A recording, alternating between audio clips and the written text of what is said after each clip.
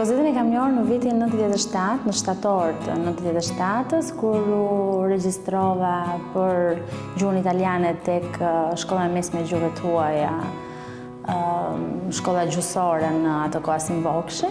Dhe momenti kur e kam parë Kozetën, mbaj mend kam qenë bashkë me maman time dhe pam këtë zonjën që ishte veshur një fustan gjithë ngjyra, që kishte flokë të shkurtra, bjonde me disa fije, blu në jeshile, dhe më thot mamaja, çfarë fati, zysha që nga italiane me siguri.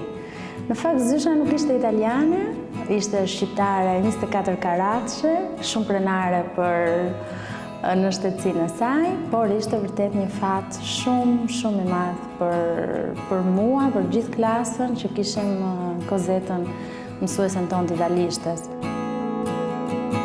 Po ajo ka një ca tituj njerëzor, që pak qenie njerëzore themun në glob, mund t'i kenë merituar si që meriton Kozeta, ndërsa po ta shikojmë në Shqipëri, ka qenë ndër ato kometat e bukura që kalon të themi qiellin e shoqërisë shqiptare, ku ajo ka shkëlqyer, ndërsa ne e kemi admiruar dhe në një farë mënyre kemi marrë dritë nga dritë e saj.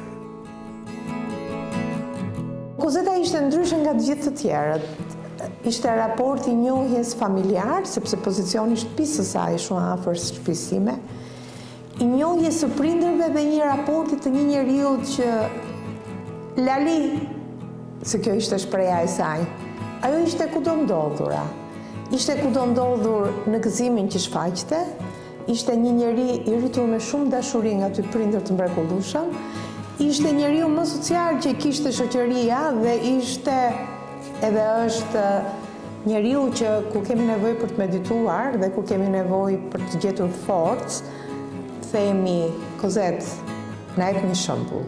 Pra në gjithë rrugtimin e jetës time, Kozeta ka qenë pjesë e jetës. Kozeta bënte ato që ishte dhe kur je i shkëlqyer, bën çdo gjë shkëlqyer.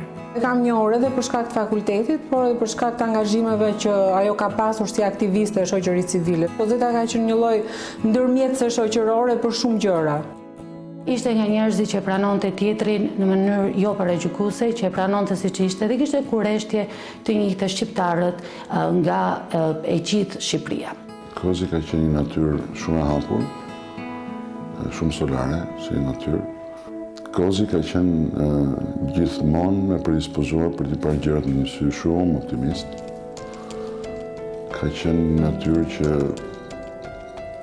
edhe dikush po t'ishte në vështirësi, do t'i dilte gjithmonë në krah, do t'i ishte shumë e gjendshme. Ndoshta deri në altruizëm njëherë nga ana e saj,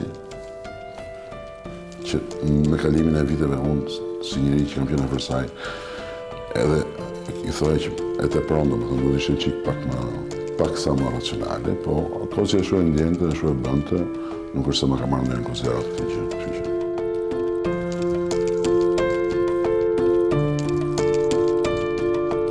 Ai brez kishte një karakteristik, sepse kishte një lloj solidariteti në analizën, në mendim. Do me thënë, ne i qaseshim në për këto drekat, në darkat, në mbrëmjet e vona, duke ndonjë në shkallët e universitetit, me nga një got shnapël në dorë, se nuk gjendej Calvadosi për të imituar Harkun e Triumfit të Johannes dhe Ravikut, po diskutimi bëj për të gjitha ngjarjet, për ç'duam të jemi, ç'duam të arrijm, çfarë na pengon, çfarë na bën të palumtur, kush jemi ne, si do t'ja dalim.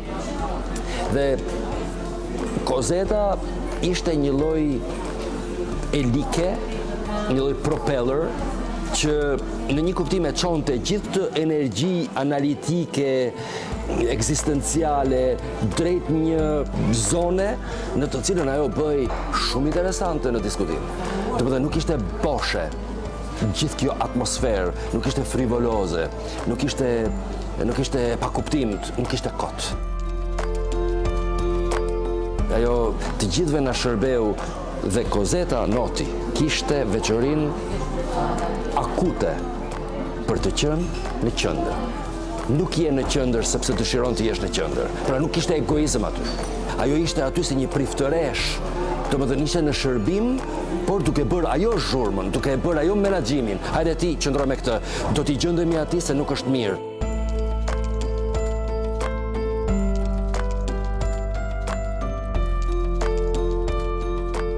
Ishte një lloj multidimensionaliteti, nëse mund ta them, sepse ishte dhe mësuesja që e donin gjithë nxënësit, dhe pedagogja që e donin gjithë studentët, dhe një guid turistike fantastike që e shihje nga një cep i Shqipërisë në tjetrin dhe ku befas të dilte përballë me një grup turistësh të cilët në shprehjen e tyre nuk arrija ta kuptoja, se më ndodhte shpesh ky lloj takimi i papritur, nëse adhuronin më shumë Shqipërinë apo ishin të entuziazmuar dhe të frymëzuar nga mënyra se si Kozeta ja u jepte atyre Shqipërinë.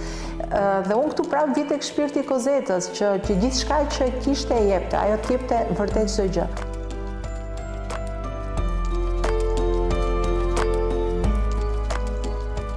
Ka pas një shpirt shumë gjanë, bamirësie, që unë shpesh herë i kam thënë ti je Nën Tereza, e llojit tonë në Tiranë.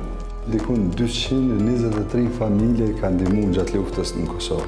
Prej Qerretit, sa di unë, deri në Elbasan. Do thotë e ka shtrit dorën e vet aty ku ka pas mundësi, secilës familje më ja kriju një vend strehim, një ushqim, një siguri, një gjë. Ndër këta është dhe familje ime. Ata kanë pas fatin me u njoftë në Kozetën, edhe ajo që është e veçantë në një kohë lufte kur kanë qenë gjithë të larguar për shtëpive tyre, përfshi familjen time, Kozeta ka gjetë mundësinë që Aleksandër Gjoka ka marrë në familjen tonë, me këndu, me i marrë motrat, me dalë, me shëtit, Redon Makashi. Më kujtohet në atë kohë ka qenë Top Albania Radio, edhe 2 motrat kanë qenë të regjistruar në shkollë të muzikës, po ashtu nga Kozeta. Edhe ato kanë këndu me Bëkin Lakun, e kanë bërë 2-3 këngë bashkë me ta. I ka inkorporuar në shoqata të ndryshme, një prej tyre ka qenë shoqata Skënderbeu, këtu në Tiranë. Ka pas një jetë që rrallë kush mundet me jetu, madje edhe në dam të xhepit vet. Nga që dashuronte Shqipërinë, ja u bënte të bukur italianëve që ata ta derdhnin sa më shumë atë thesin e bamirësisë në Shqipëri.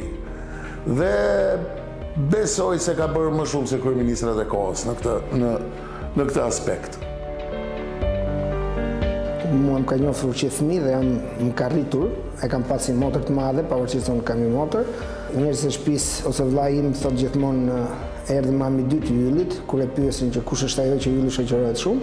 Dhe nga ajo periudhë që unë e kam njohur, ka filluar të mësonte italisht, gjë që na lidhte akoma edhe më shumë me shumë fëmijë tjerë, kuptohet. Kishte dëshirë që të krijonte lidhje, miqësira dhe ta përhapte atë gjuhën që ajo e kishte shumë qef që ta mëson në tjerët, miqtë e saj që mbante rreth vetes. Bella ciao, bella ciao, bella ciao, ciao, ciao. Mamma Tina